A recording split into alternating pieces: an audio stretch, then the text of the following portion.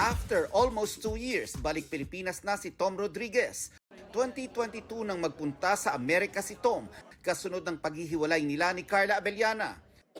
Sa contract signing ni Carla bilang certified kapuso, tinanong namin siya sa pagbabalik bansa ni Tom.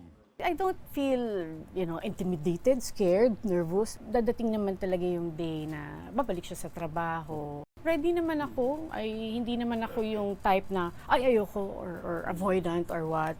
Dumalo sa contract signing ni Carla na 15 years ng kapuso, sina GMA Chairman Attorney Felipe Gozon, President and CEO Gilberto Duavit Jr., EVP and CFO Felipe Yalong.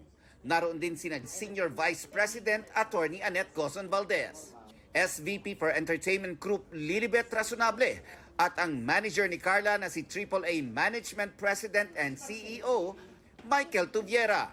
Alam naman ng lahat na si Carla ay homegrown nating artista na sumikat.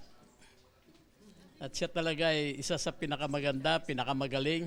Kaya't sinabi ko na malayo pang mararating niya.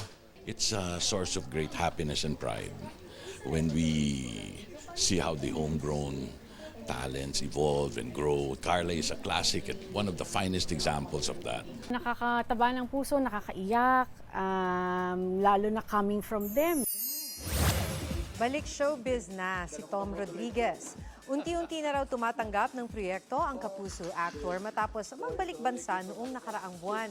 Mahigit 2 taong nagpahinga sa Amerika si Tom, kasunod ng hiwalayan nila ni Carla Abellana. Naging daan din daw ito para sa kanyang emotional healing.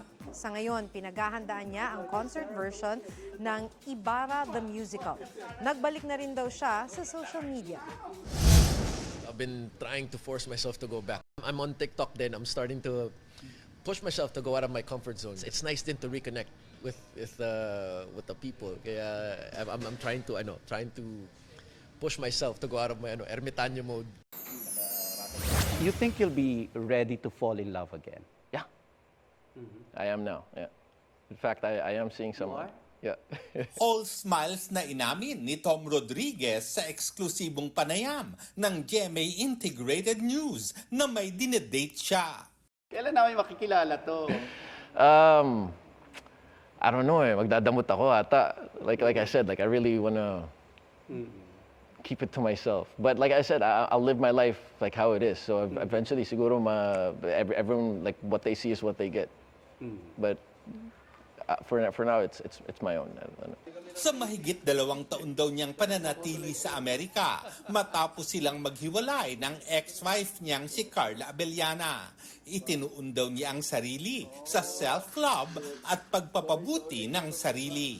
Handa naman kaya siyang makaharap ang dating asawa.